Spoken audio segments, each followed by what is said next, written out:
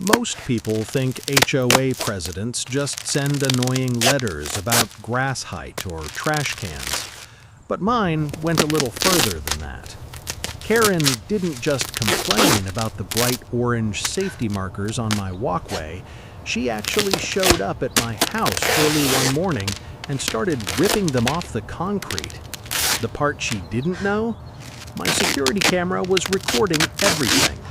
And that video eventually ended up playing in front of a judge.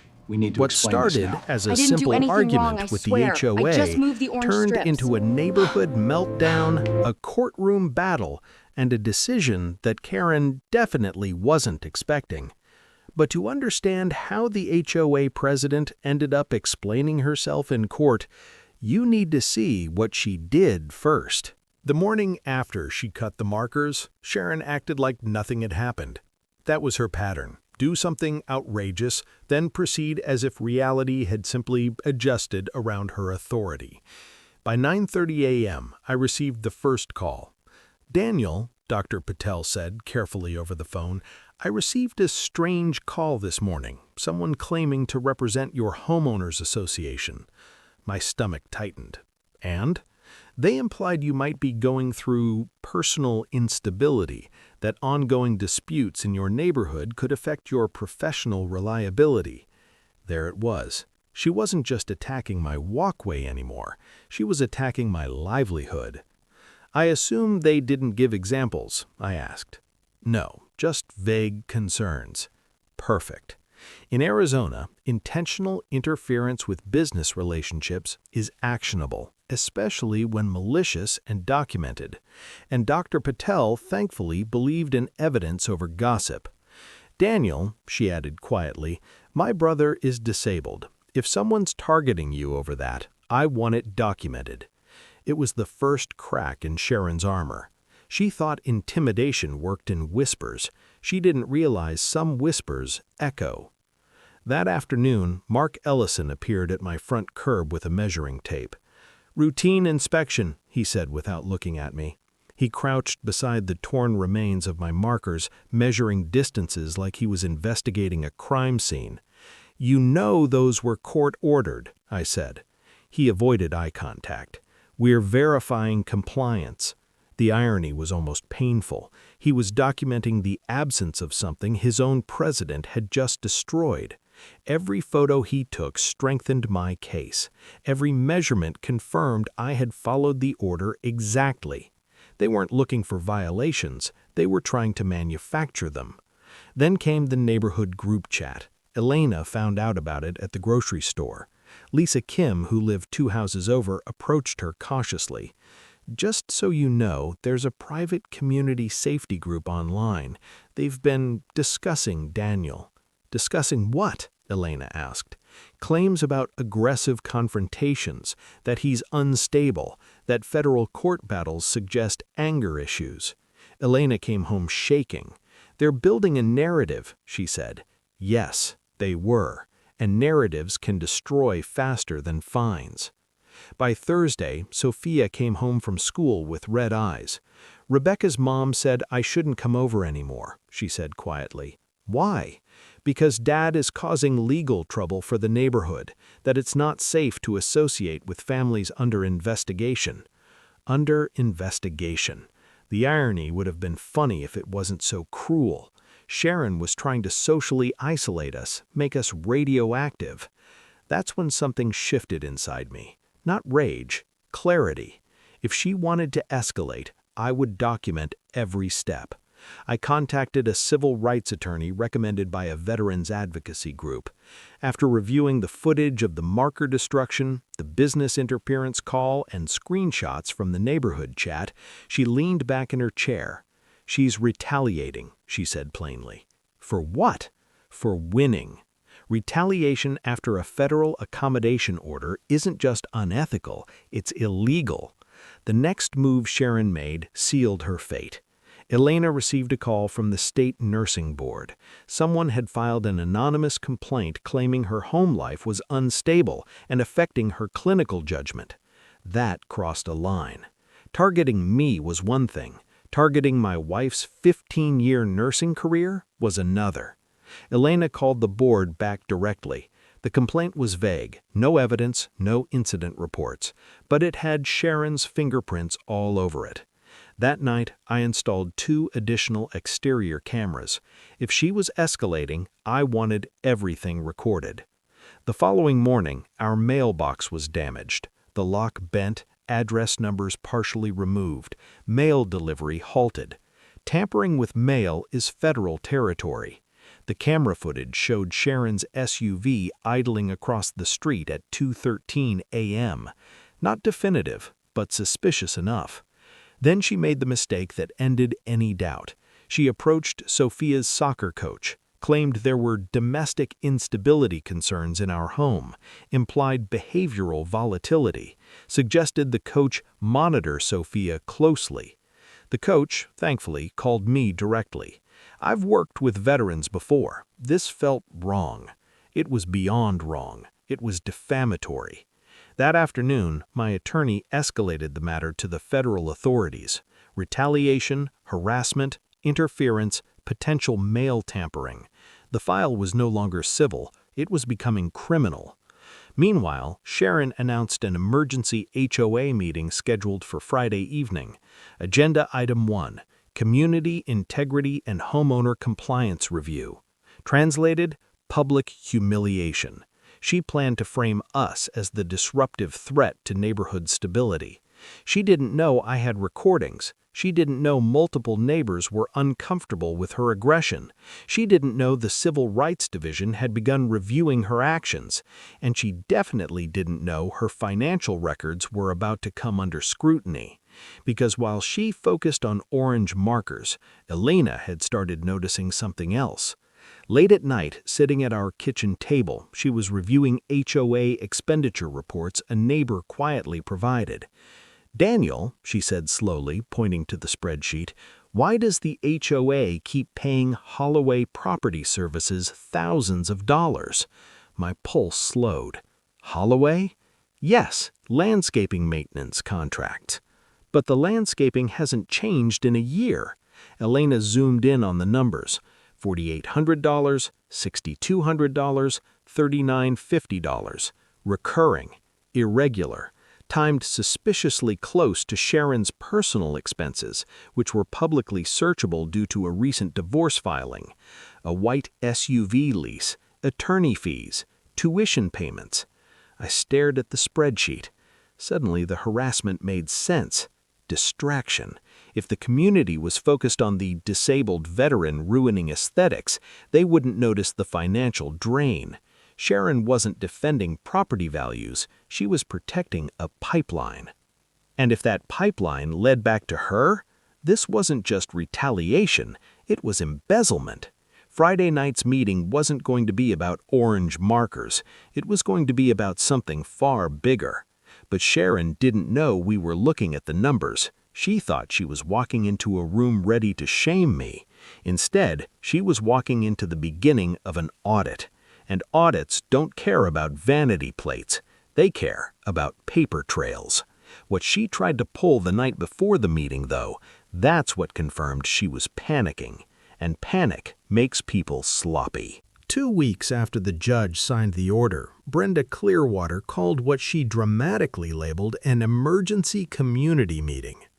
The notice arrived in everyone's mailbox, printed on thick white paper like it was some kind of national security briefing. The meeting was scheduled for Saturday evening at the Desert Winds Community Center. Carmen read the notice at the kitchen counter while the smell of her coffee filled the room. "Emergency?" she muttered. What could possibly be an emergency in a neighborhood where the biggest crisis used to be someone leaving trash cans out too long? I already knew the answer. My bright orange pathway markers had been installed 3 days earlier. They ran along the edge of the concrete walkway from our driveway to the front door, reflective strips designed to help me keep my balance when my leg gave out unexpectedly. On bad days, the nerve damage from Afghanistan made my foot drag or twist without warning. Those markers gave my eyes something clear and bright to follow. They were simple, functional, and apparently, in Brenda's world, they were a declaration of war. The community center smelled like burnt coffee and floor cleaner when we arrived. About 30 homeowners sat in folding chairs facing a projector screen. Brenda stood at the front wearing a navy blazer and the kind of expression people usually reserve for natural disasters. Behind her, a giant image filled the projector screen.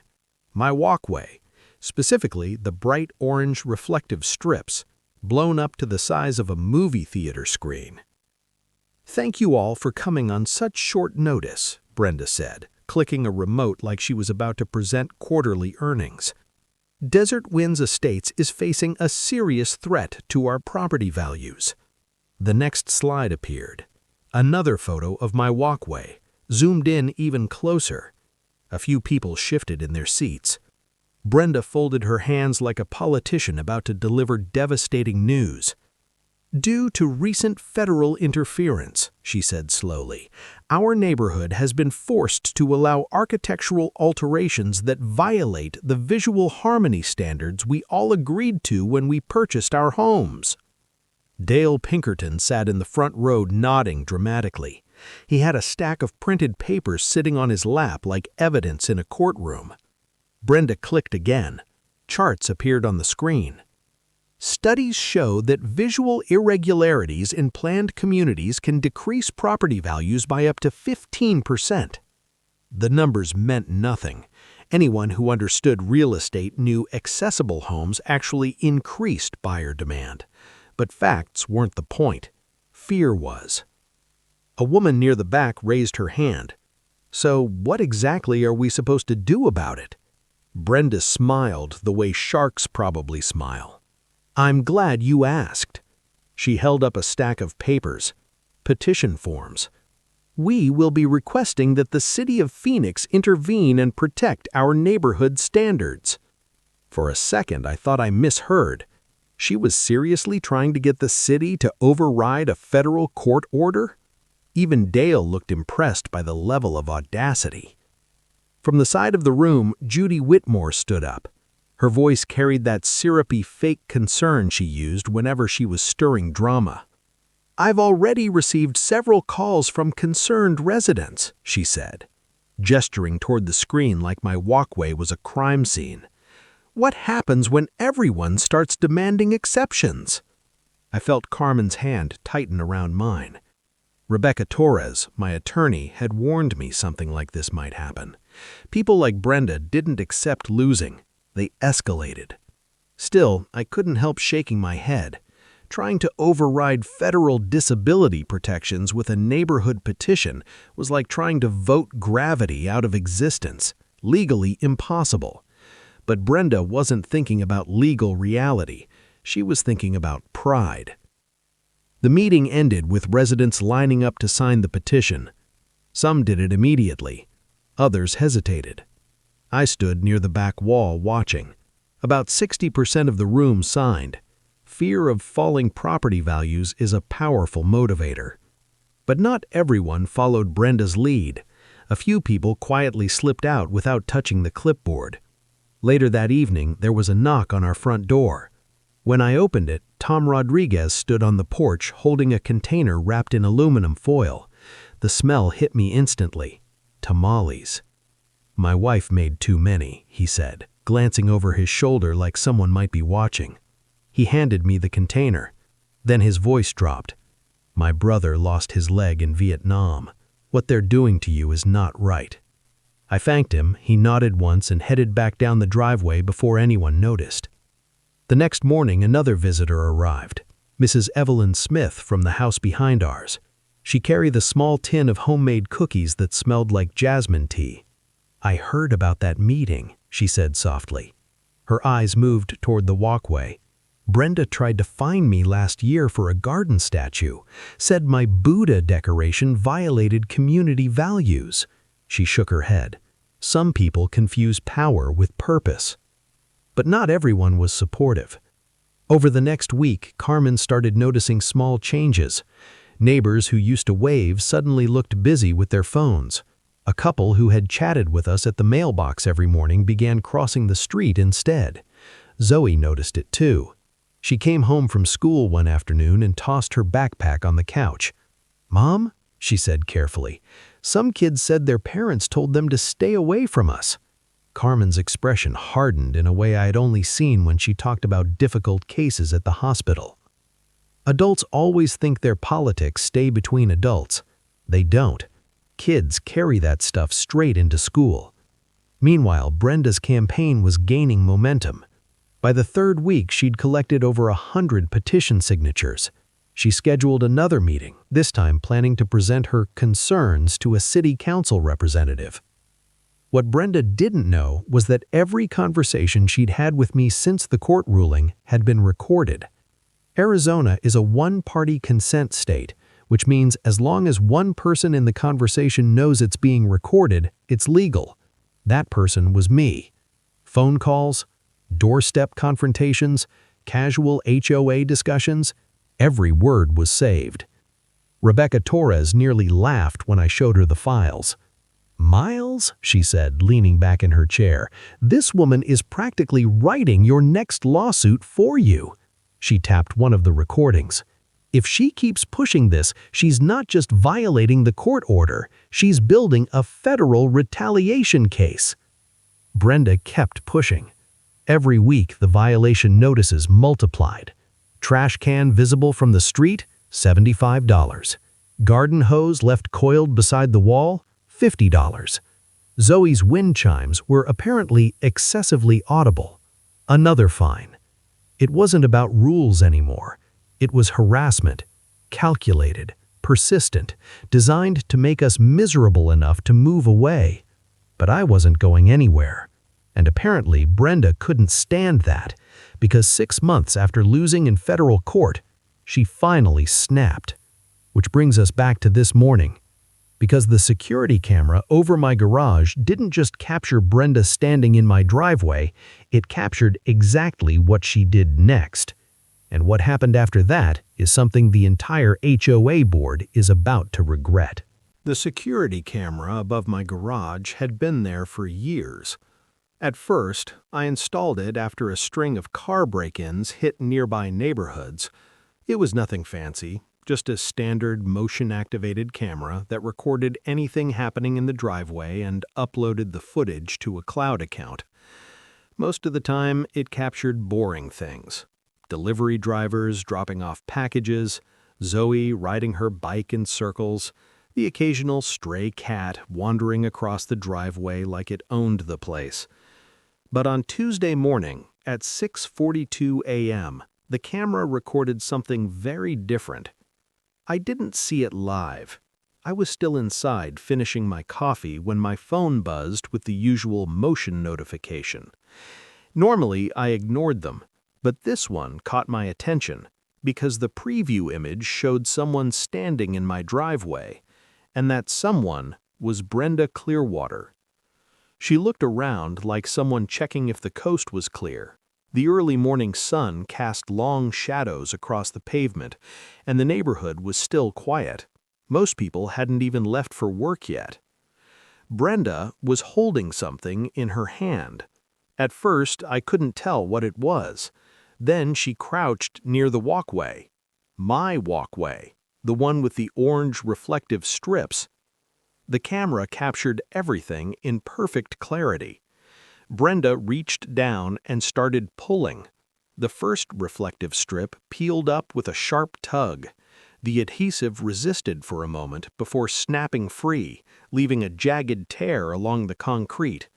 She glanced over her shoulder again. Then she yanked up another one, and another. Within 30 seconds, she had ripped 3 of the strips completely off the walkway. She tossed them into a small canvas tote bag hanging from her shoulder, like someone casually collecting groceries. I stared at the footage replaying on my phone. For a moment, I genuinely wondered if I was still half asleep, because what she was doing was so unbelievably reckless that it didn't seem real. Brenda Clearwater, the president of the HOA, the woman who loved quoting rules and regulations, was literally destroying a federally protected accessibility accommodation on camera. Then she made it worse. After stuffing the torn strips into her bag, Brenda reached down and kicked one of the remaining markers loose with the heel of her shoe. The piece skidded across the walkway. She picked it up, shoved it into the bag, and straightened her blazer like she had just finished running a perfectly normal errand. Then she walked calmly back down the driveway and disappeared out of frame. The entire thing lasted less than 2 minutes. I replayed the clip 3 times. Every angle was crystal clear. Her face, her hands, the exact moment each strip came off the walkway. By the time Carmen came into the kitchen, I was sitting at the table with the phone still in my hand. She took one look at my expression and frowned. What happened? I turned the screen toward her and pressed play. Carmen watched the footage in silence. When the clip ended, she slowly exhaled. "Well," she said carefully, "that was incredibly stupid of her." That was one way to put it. I called Rebecca Torres 10 minutes later. She answered on the second ring. "Please tell me you didn't get another fine for breathing too loudly," she joked. "Not exactly," I said. I sent her the video. There was a pause. Then another pause. Then I heard Rebecca laugh. Not a polite chuckle, a full, uncontrollable laugh that lasted almost 30 seconds. "Oh my God," she finally said. "She actually did it." "Yep. And she did it on camera." Crystal clear. Rebecca let out another amazed breath. "Miles, do you realize what this is? Property damage? It's a lot more than that." I could practically hear the legal gears spinning in her head. That walkway modification was approved as a disability accommodation under federal law, which means intentionally removing it could qualify as interference with accessibility protections. She paused again. "And since there's already a court order involved, this might also qualify as contempt of court." Now it was my turn to pause. Contempt of court was not a small thing. Judges tended to take it personally when someone ignored their rulings. "What do you want to do?" I asked. Rebecca didn't hesitate. "First, don't confront her. That wasn't the plan. Second, save multiple copies of that video. Already backed up." "Good." I heard typing on the other end of the call. "Third," she continued, "I'm going to file a motion with the court this afternoon." Things moved fast after that. By lunchtime, Rebecca had submitted the footage along with a request for an emergency hearing. Apparently, federal judges don't appreciate it when someone tampers with court-approved accessibility modifications, especially when it's caught on camera. The court scheduled the hearing for the following Monday, 4 days away. Meanwhile, Brenda seemed completely unaware of the storm she had just created. In fact, she doubled down. That afternoon, a new violation notice appeared in our mailbox. This one cited unauthorized exterior modifications. Carmen read it twice before handing it to me. She's fining us for the walkway she just destroyed. The fine was $200. I actually laughed when I saw it. The level of arrogance was almost impressive. Saturday morning arrived with the usual neighborhood routine.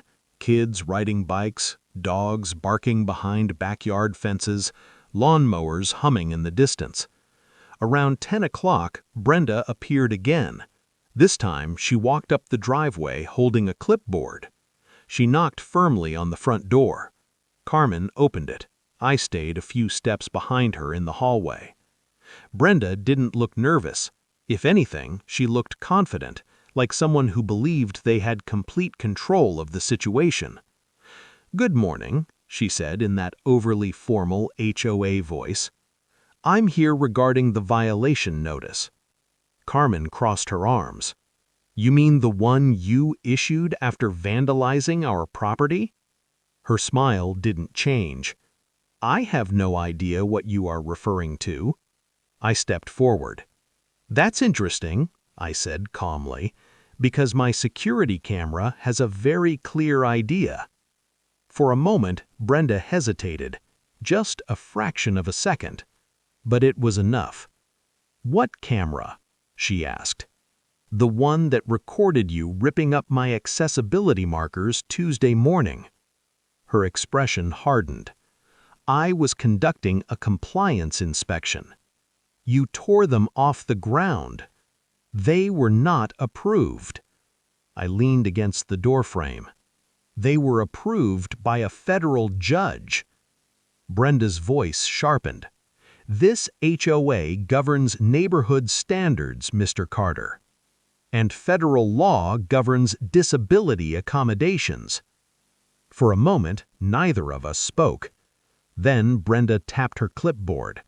"Well," she said coolly, "if you refuse to correct the violation, the HOA will be forced to escalate enforcement." I almost felt sorry for her. Almost. Because she clearly had no idea what was about to happen in 4 days. Rebecca had already warned me the hearing would be interesting. But there was one thing she said that stuck in my mind, something that made it very clear Brenda Clearwater had made the worst mistake of her entire HOA career. Because when a federal judge watches a video of someone ignoring his order, the consequences can get very expensive. And Monday morning was coming fast. Monday morning arrived with the kind of quiet tension that makes everything feel a little heavier than usual. Carmen woke up early and made coffee, though neither of us really needed it. The hearing wasn't until 10, but we were both awake before sunrise anyway. Zoe sat at the kitchen table eating cereal while scrolling through her phone. "Is this the court thing?" she asked. I nodded. "Is that lady going to be there?" "Probably." Zoe shrugged. "Well, she shouldn't have messed with your stuff." Kids have a simple way of seeing things. Right and wrong without all the extra layers adults like to add. By 8:30, Carmen and I were driving downtown toward the federal courthouse. The city traffic was already building, morning sunlight reflecting off glass buildings and rows of parked cars. Rebecca Torres met us outside the entrance. She looked confident, more confident than I'd seen her during the entire HOA situation. "That video is about the clearest evidence I've ever walked into a courtroom with," she said as we went through security. The courtroom itself felt cold and quiet. High ceilings, dark wooden benches, the American flag standing in the corner beside the judge's bench. Brenda arrived about 15 minutes later. She walked in with Dale Pinkerton and another man I assumed was their attorney. Her posture still carried that same stiff confidence she always had at HOA meetings, like she believed the rules always worked in her favor. She glanced toward us but didn't say anything. The judge entered exactly at 10. Everyone stood. Once we sat back down, the hearing began quickly. Rebecca spoke first. She kept it simple. "Your Honor," she said, "this case involves the deliberate removal of a court-approved accessibility accommodation." She handed the video footage to the clerk. The judge adjusted his glasses slightly. "Let's take a look." The courtroom fell silent as the video began playing on the screen. The footage showed Brenda walking into my driveway, looking around, kneeling down, and ripping the reflective strip off the walkway, then another, then another. No dramatic music, no editing, just clear, unfiltered video. When it finished, the judge leaned back slightly in his chair. He looked over at Brenda. "Ms. Clearwater," he said calmly, "is that you in the video?" Brenda shifted in her seat. "Yes, Your Honor."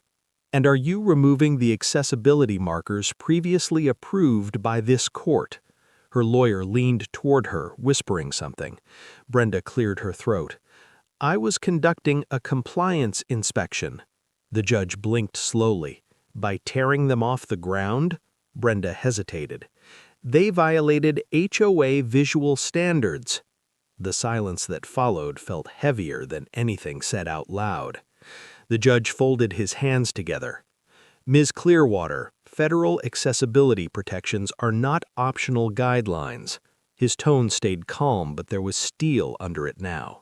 This court issued a ruling allowing those modifications. Brenda tried again. Our community standards do not override federal law. The judge didn't raise his voice. He didn't need to. Rebecca stepped forward again. Your Honor, she said, in addition to the property damage, the plaintiff has also received multiple retaliatory fines since the ruling. She handed over copies of the violation notices: trash can visibility, garden hose placement, wind chimes. The judge flipped through them slowly. Then he looked back at Brenda. These fines were issued after the court ruling? Brenda's attorney answered this time. Yes, Your Honor, but the HOA was simply enforcing existing guidelines. The judge nodded once, then he tapped the video monitor lightly. While removing federally protected accessibility equipment. No one responded. The judge sighed. I have served on this bench for 17 years, and in that time I have seen many disagreements between homeowners and associations. He paused. But it is rare to see someone violate a court order this clearly. Brenda's confident posture had completely disappeared now. She looked smaller in her chair, less like the commanding HOA president from those community meetings, more like someone realizing they had pushed things too far. The judge turned toward Rebecca. What remedy is the plaintiff seeking? Rebecca didn't hesitate. Immediate restoration of accessibility features, reimbursement for damages, and protection from further retaliation. The judge nodded again. Then he looked back at Brenda one last time. Ms. Clearwater, your role as HOA president does not grant you authority over federal disability law. His voice stayed steady. But your actions do raise serious concerns about contempt of court. That phrase landed in the room like a dropped weight. Contempt of court. Even Dale shifted uncomfortably in his seat. The judge wrote something down on a sheet of paper. Then he spoke again. This court is issuing an immediate order requiring the restoration of all accessibility modifications within 72 hours. He paused. In addition, the HOA will reimburse the plaintiff for damages and legal fees associated with this violation. Brenda's lawyer started to speak, but the judge lifted a hand slightly. I am not finished. The room went completely still. Due to the clear video evidence presented today, this court will also impose a financial penalty on the association for interfering with accessibility protections. Another pause. $50,000.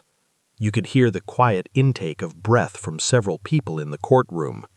Dale looked like someone had unplugged him.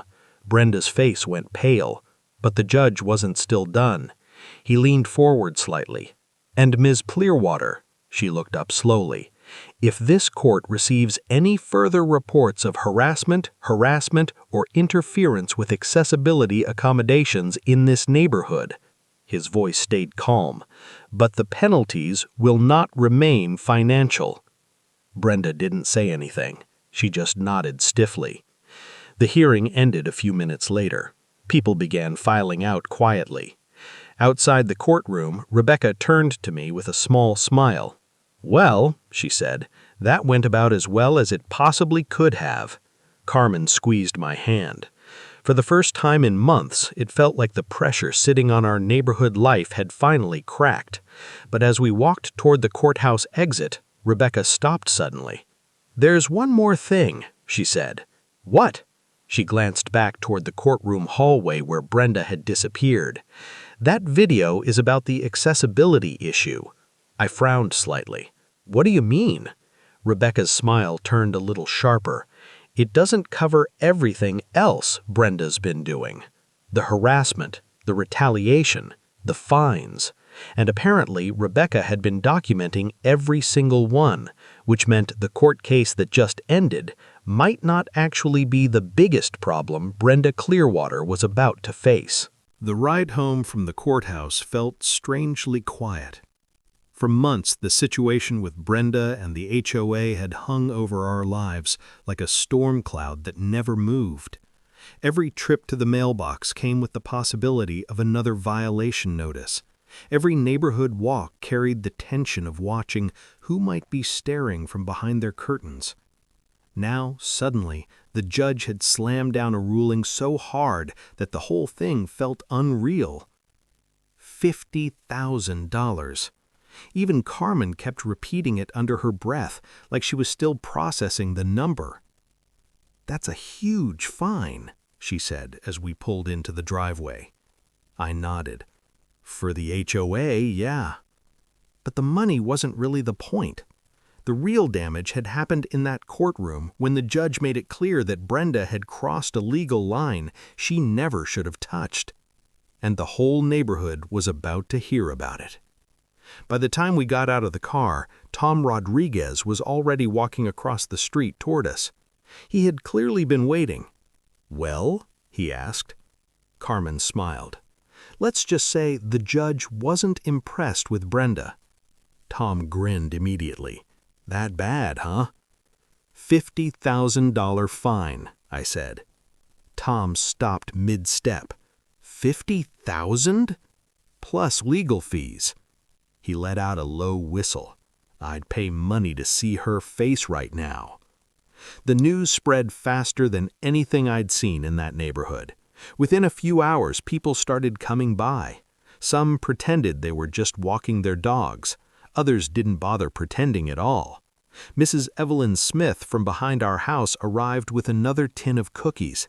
"This time they're chocolate," she said, placing them on the counter like a peace offering. "I heard the judge wasn't very happy." "That's one way to put it," Carmen said. Evelyn shook her head slowly. "I've lived in communities with HOAs for 30 years, she said. "I've never heard of one getting fined like that." Tom came by again that evening. So did two other neighbors I barely knew. The tone had shifted completely. The same people who had been avoiding eye contact weeks earlier were suddenly very interested in hearing the details of what happened in court. But not everyone was celebrating. At 7 that night, my phone buzzed. The caller ID showed an unknown number. When I answered, the voice on the other end was tight with barely controlled anger. "This is Brenda Clearwater." I leaned back in the chair. "Evening, Brenda? You ambushed the association today." "Ambushed?" "Yes. You ripped up federally protected accessibility markers on camera. You recorded me without permission." "This is Arizona," I said calmly. "One-party consent." She went silent for a moment. Then her voice lowered into something colder. "You have no idea what you've done to this community." I almost laughed. "No, I think you did that all by yourself."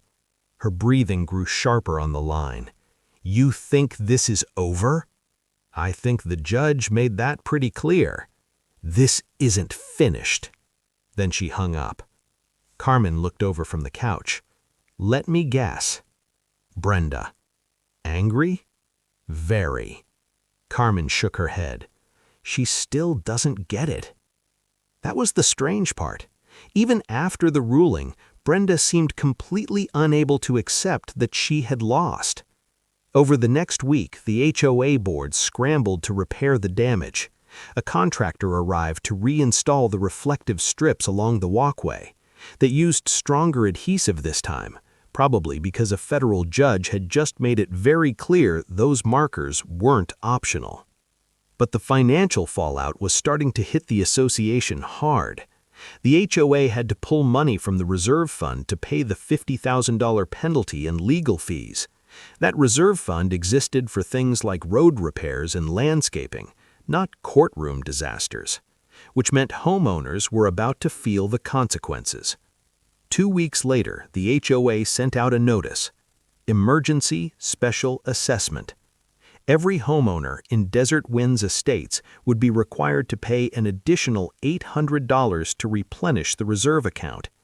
$800 for every household. 300 homes. The math wasn't complicated, and neither was the reaction. The next community meeting was the most crowded event I'd ever seen in that neighborhood.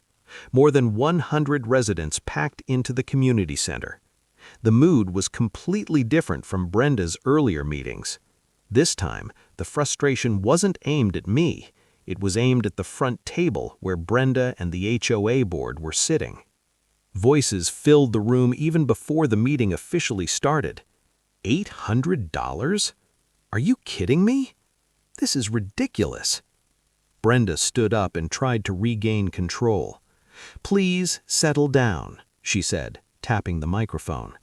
The noise slowly faded. She cleared her throat. "The special assessment is necessary to restore the association's financial stability." A man in the back raised his hand. "No offense, but that fine happened because you destroyed that guy's walkway." Several people nodded. Brenda stiffened. "The board acted in the best interests of the community." Another voice called out, "How is costing everyone $800 in our best interest?" More murmurs spread through the room. Even Dale Pinkerton looked uncomfortable now. The pressure was building. For the first time since this whole mess started, Brenda wasn't speaking to a room full of supportive neighbors. She was speaking to a room full of people who had just been handed a bill for her mistake, and they weren't happy about it. Then someone near the front asked the question that changed the entire direction of the meeting. "Why is she still the HOA president?" The room went quiet. Brenda froze for a second. The man who asked the question stood up. "If her actions caused the fine, why are we the ones paying for it?" Another voice joined in. "Yeah." A third followed. "I want to know that too." Brenda tried to interrupt. "The board election cycle." But the room was already shifting.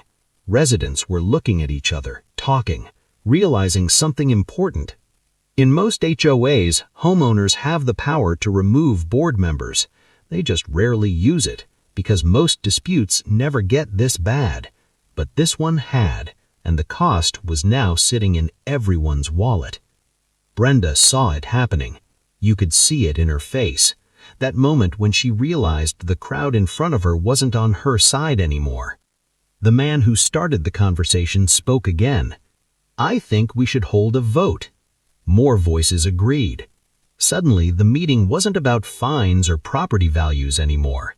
It was about leadership, or the lack thereof. Brenda gripped the edge of the table. This meeting is not the place for that discussion. But the momentum had already started. People were standing, talking louder, demanding answers. And for the first time since this entire conflict began, Brenda Clearwater was the one losing control of the room. What happened next would decide whether she kept her position in the neighborhood or whether the entire community decided they'd had enough of her leadership. The community center had never been that loud before. People were standing now, not just sitting in their folding chairs. Conversations overlapped, frustration spilling into the open in a way I had never seen in Desert Winds Estates. For years, the HOA meetings had followed the same predictable pattern. Brenda sat at the front, the board nodded along, and most residents quietly accepted whatever decision was presented. But the moment that $800 special assessment notice went out, that routine collapsed. Now, more than 100 homeowners were packed into the room, and they were not interested in quietly accepting anything. Brenda gripped the microphone like it might anchor her to control. "This meeting will come to order," she said sharply. But the room didn't settle. A tall man near the middle stood up again, the same one who had first asked why she was still president. "I'd like to make a motion. We should hold a vote to remove the current HOA president." That sentence hung in the air like a thunderclap. For a second, no one spoke. Then someone near the back said, "Second." Another voice followed, "Second." Brenda's face tightened. The board removal process requires a formal petition. This meeting is not structured for that procedure. But the residents had already started talking among themselves. Phones came out. People were searching the HOA bylaws. It didn't take long. Within a few minutes, someone near the front raised their phone and read directly from the document. Article 6, Section 3, the woman said.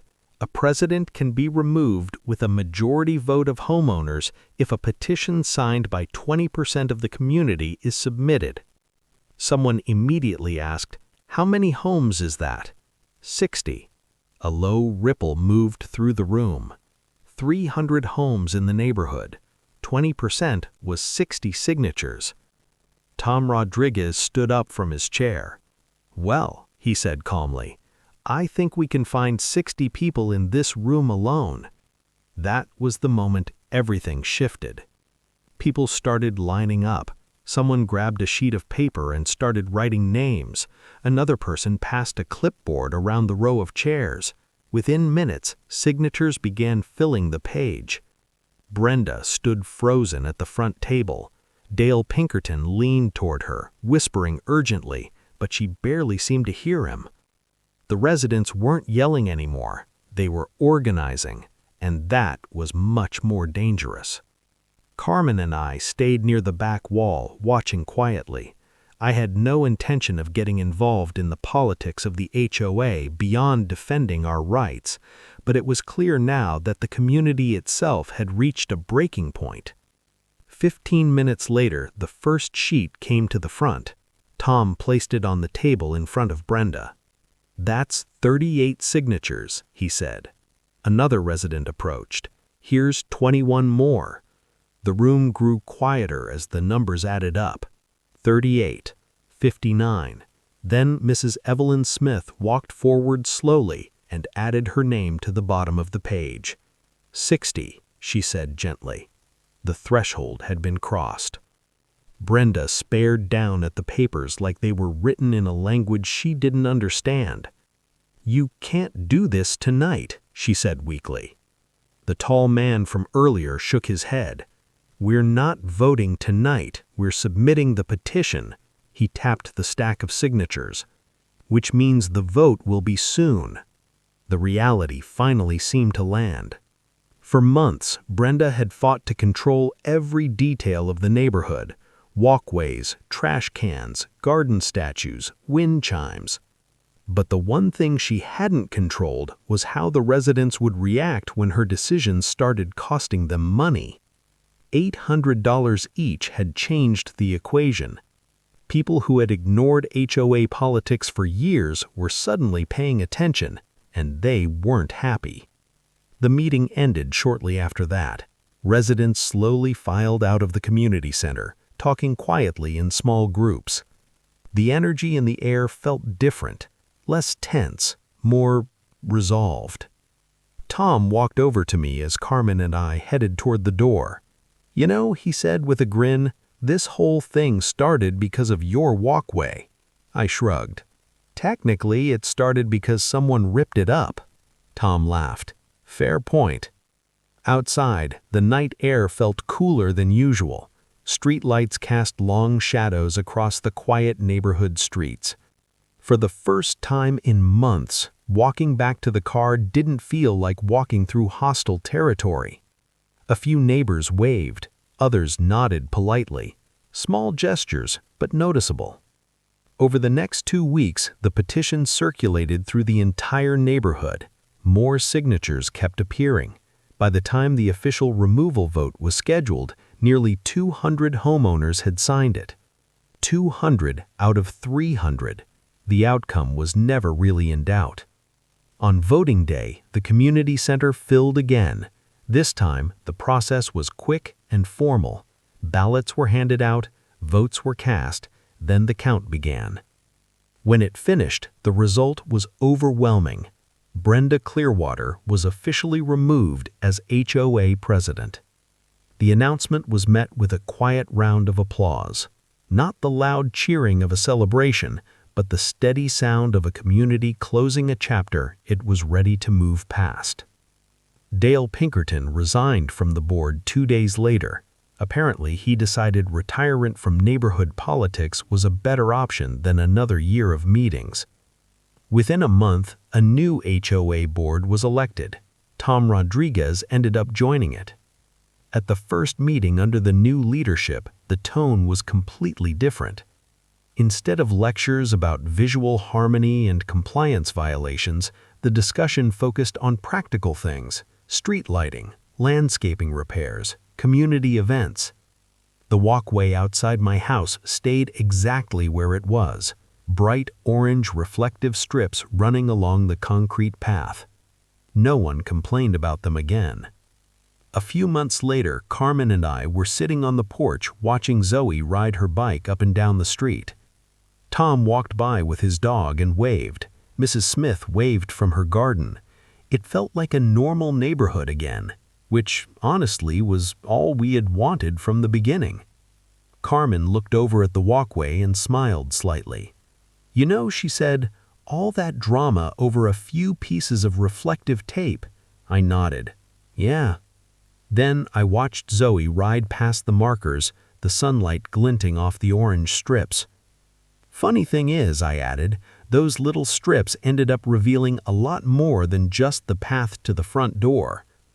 They revealed exactly what kind of leader Brenda Clearwater really was. And once the community saw it clearly, they decided they wanted a different path forward."